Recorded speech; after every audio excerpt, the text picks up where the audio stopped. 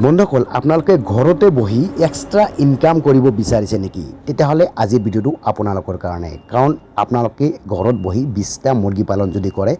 মানে 20টা মুৰ্গী পালন কৰিলে কিমান টকা কষ্টিং যাব আৰু কিমান টকা খৰচা হ'ব বা কিমান প্ৰফিট হ'ব পাৰে আজি সম্পূৰ্ণ হিচাপটো আজি আপোনালোকক ওলাই দিম বা আমি এজন ফাৰ্মাৰক যিজন মই ফাৰ্মাৰক এজন 20টা মুৰ্গী দিছিলোঁ আমাৰ চিনাকি ওচৰৰে 20টা মুৰ্গী দিছিলোঁ হেতৰ কিমান টকা খৰচা হৈছিল কিমান টকা কণী পাইছিল কিমান বিক্ৰী কৰিছিল সম্পূৰ্ণ খৰচখিনি দি আছোঁ হিচাপটো দি আছোঁ আপোনালোকে ষ্টেপ বাই ষ্টেপ জানি লওক সো ফ্ৰেন্ডছ আপোনালোকে যদি চেনেলত নতুন আছে চেনেলটো সাবস্ক্ৰাইব কৰি ল'ব পাৰে বেল আইকন ক্লিক কৰি ল'ব পাৰে কাৰণ এনেকুৱা ফাৰ্মিং ৰিলেটেড ভিডিঅ' এইখন চেনেলত বা ফেচবুক পেজখনত অলৰেডি দিয়াই আছে আপোনালোকে জানি ল'ব পাৰে সম্পূৰ্ণ গাইড দানা পানীৰ বিষয় সম্পূৰ্ণ মেডিচিন বিষয় সম্পূৰ্ণ দিয়া থাকে সো ফ্ৰেন্ডছ সিহঁতে যেতিয়া 20টা মুৰ্গী লৈছিল প্ৰথমে সিহঁতক সৰুকৈ এজন মানে এখন বাঁহ বনাব দিছিলোঁ মানে মুৰ্গী থকাৰ কাৰণে ঘৰ এখন বনাব দিছিলোঁ সেই ঘৰটো বনোৱাৰ কাৰণে মানে সেইটোৱে 2000 টকা খৰচা কৰিছিল মানে জাষ্ট থুলমূলকৈ বনাইছিল বেছি ডাঙৰ নহয় 20টা মুৰ্গীৰ কাৰণে 2000 টকা খৰচা কৰি সিহঁতে এখন মুৰ্গীৰ ঘৰ বনাইছিল তাৰপিছত 20টা মুৰ্গী মোৰ পৰা যেতিয়া ল'লে তেতিয়া মুৰ্গীখিনি মই 400 টকা কেজিকৈ বিক্ৰী কৰিলোঁ 400 টকা কেজিকৈ বিক্ৰী কৰিলে 20টা মুৰ্গীৰ ওজন হৈছিল 16 কেজি 16 কেজি মুৰ্গী 6400 টকা মোৰ পৰা কিনি লৈছিল তাৰপিছত 2 মাহ আৰু সিহঁতে পালন কৰিলে 2 মাহ পালন কৰাৰ পিছত 2 মাহ 14 দিনমান পালন কৰিছে চাগে তাৰপিছত সিহঁতক কণী দিয়া আৰম্ভ কৰিছে এই সময়ছোৱাত মাজত 2 মাহ যিখিনি সময় সিহঁতে পালন কৰিছে ঘৰ বনালে 2000 টকা তাৰপিছত সিহঁতে দানা খাদ্য খোৱালে ঘৰৰ বাবদ 2000 টকা দিছিল দানা খাদ্য খুৱাইছিল মানে সিহঁতে 4200 টকাৰ অকল দানাই খুৱাইছিল মই দানাই খুৱাব দিছিলোঁ বেলেগ একো খুৱাব নিদিছিলোঁ আৰু এটা মেডিচিন দিছিল আৰু এটা ভেকচিন দিছিল টোটাল 1000 টকা মেডিচিন খৰচ গৈছিল টোটেল সিহঁতৰ খৰচা হৈছিল 13600 টকা 13600 টকা সিহঁতে হিচাপ লিখি ৰাখিছে মই হিচাপ লিখি ৰাখিব দিছিলোঁ 20টা মুৰ্গী পালনৰ তাৰপিছত 2 মাহ 14 দিন পালাৰ পিছত সিহঁতৰ মুৰ্গীয়ে কণী দিয়া আৰম্ভ কৰিলে যেতিয়া মুৰ্গীয়ে কণী দিয়া আৰম্ভ কৰিলে এটা দুটাকৈ আৰম্ভ কৰি সিহঁতে এভাৰেজ কণী পাই আছিল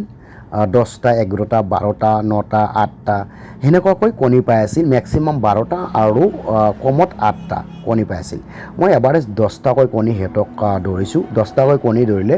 মানে 10টাকৈ পাৰ ডে হিচাপত কণী ধৰিছোঁ আৰু এই কণীখিনি হেতৰ হেচিং কৰা মানুহ তাত বিক্ৰী কৰিছে 15 টকা পিস পাৰ পিস 15 টকা পিস কণী বিক্ৰী কৰিছে হেতে 15 টকা পিস পাৰ ডে 10টা কণী বিক্ৰী কৰিছে 10টা কণী 150 টকা পাইছে মাহত 4500 টকা কণীহে বিক্ৰী কৰিছে অকল বন্ধুসকল কণী বিক্ৰী কৰি কিন্তু 4500 টকা মাহত পাই আছিল এটা বহুতে ক'ব যে অকল কণী বিক্ৰী কৰিছে খানা খাদ্য খোৱা নাই নেকি তাতে খৰচ হোৱা নাই নেকি বন্ধুসকল খৰচ হৈছে মই হেইটো আপোনালোকক জনাই আছোঁ কিমান খৰচ হৈছিল বন্ধুসকল ইয়াৰ মাজত এটা কথা কওঁ আপোনালোকে যদি ঘৰতে সৰু সুৰাকৈ মুৰ্গী পালন হাঁহ পালন কৰিব বিচাৰে আমাৰ লগত যোগাযোগ কৰক আমি অসমৰ প্ৰতিখন জিলাতে প্ৰতিখন ডিষ্ট্ৰিক্টতে আমি পোপাৰা মানে পোৱালি হওক বা ইনকিউবেটাৰ মেচিন হওক হাঁহৰ পোৱালি হওক বইলাৰ koilar মানে বিভিন্ন প্ৰকাৰৰ উন্নত প্ৰজাতিৰ হাঁহ মুৰ্গীৰ পোৱালি যোগান ধৰি আছোঁ ডেলিভাৰী কৰি আছোঁ আৰু ইনকিউবেটাৰ মেচিন কেছ অন ডেলিভাৰীত যোগান ধৰি আছোঁ আৰু আপোনালোকে এইখন চেনেলত যদি সৰু সুৰা বিজনেছ পল্ট্ৰি ফাৰ্মিং হাঁহ ফাৰ্মিং কৰিব বিচাৰে এইখন চেনেল সাবস্ক্ৰাইব কৰি ৰাখিব কাৰণ এইখন চেনেলত সকলো ধৰণৰ ভিডিঅ' হাঁহ পালনৰ পৰা আৰম্ভ কৰি ইনকিউবেটাৰ মেচিন পৰিচালনা কৰালৈকে মুৰ্গী পালন আৰম্ভ কৰি সকলোখিনি বস্তু মেডিচিনৰ বিষয় হওক দানাৰ বিষয় হওক সকলোখিনি বস্তু আলোচনা কৰা আছে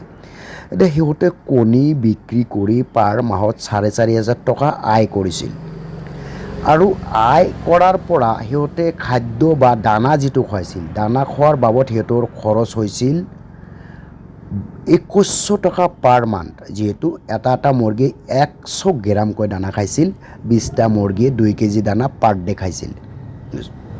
পার ডে দানা খাইছিল 2 কেজি দানা 70 টকা দানা খাইছিল পার ডে 100 গ্রামকৈ দানা খালে 2 কেজি দানা খাইছিল 2 পার ডে আৰু 35 টকা কেজি হলে 70 টকা দানা খাইছিল পাৰ ডে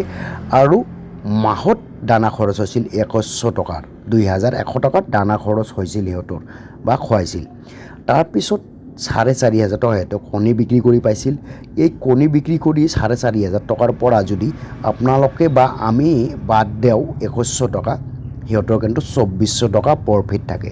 2,400 টকা পাৰ মান্থ প্ৰফিট থাকে। আৰু ইয়াৰ কাৰণে কিন্তু আপুনি কাম বাদ দিব নালাগে। আপুনি যিটো কামে কৰি আছে সেইটো কামে কৰি থাকিব পাৰে। ঘৰত মা আছে, ভণ্টি আছে, বৌ আছে, যোনে আছে সিহঁতে পালন কৰিব পাৰিব। আপুনি জাষ্ট সিহঁতক গাইডহে দিব, সিহঁতক মুৰ্গীখিনি ৰেডি কৰি দিব, ঘৰখিনি সাজি দিলে হ'ল। এইখিনি যদি কৰে আপোনালোকৰ এক্সট্ৰা ইনকাম মাহত 2,500 টকা এটা আহি আছে। হিচাপ কৰক বছৰত কিমান টকা আহে। চ' যদি মেচিনত কণী ফুকাই কিমান টকা প্ৰফিট হ'ব,